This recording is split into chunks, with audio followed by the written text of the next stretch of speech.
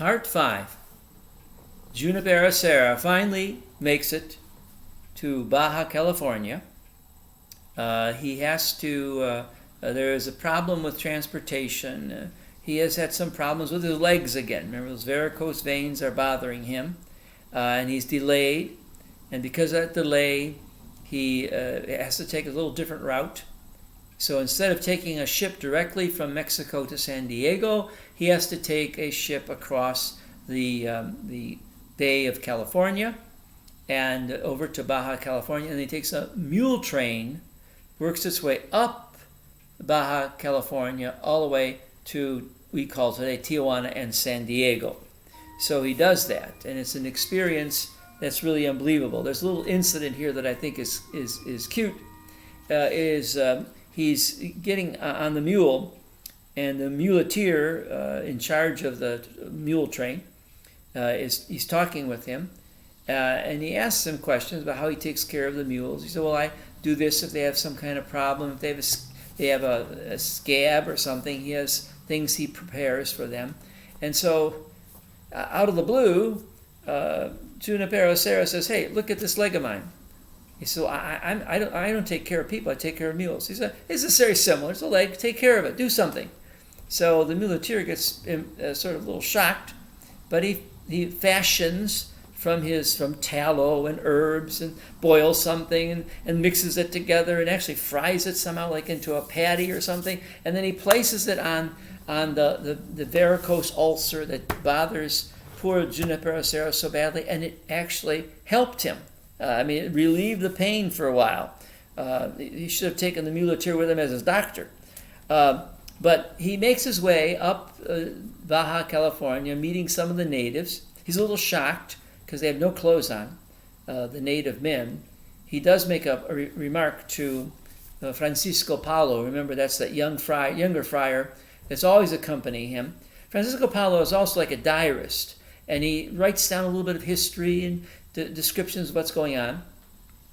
Francisco Paulo mentions about the naked men that he sees. He says it's just like the Garden of Eden, Adam and Eve. He says, and I hope the Eves wear something that not like these men, and they do. Interestingly enough, they do wear something a little bit more modest than their men in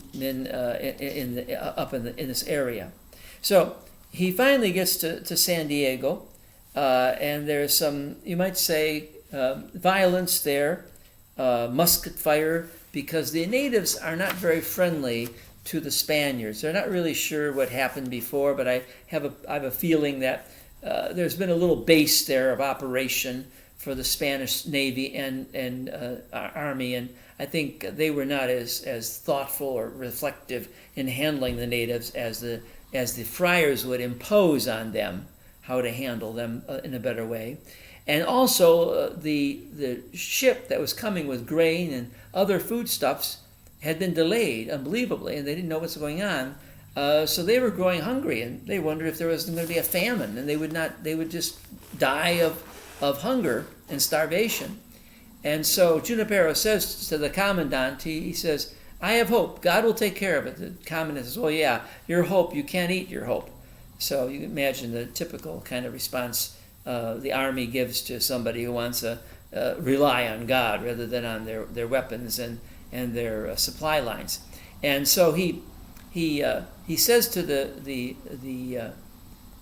commandant, St. Joseph's Day is approaching. Actually, in about 9 days, we'll have a novena to St. Joseph. So every day they had a solemn novena and prayers and Mass and everything else. So on the day of St. Joseph's feast day, March 19th, what do they see but behold the San Antonio, the ship, the San Antonio, its sails are in the distance. They know they're going to be rescued.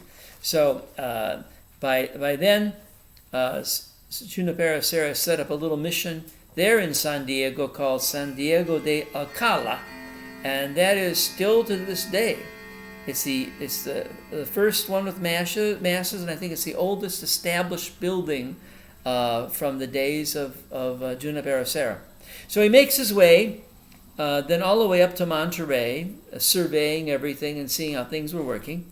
And he establishes a few things along the way. San Carlos Borromeo, is established.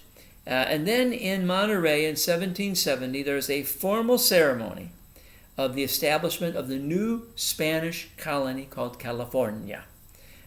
This will be that area we today call the state of California. And so the royal crown has established itself in this way. A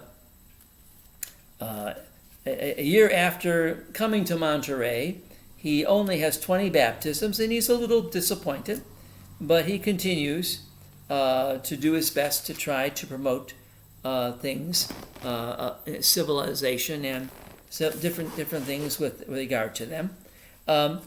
One note that might be interesting is that there was such a difference in civilization between the Spanish and the natives.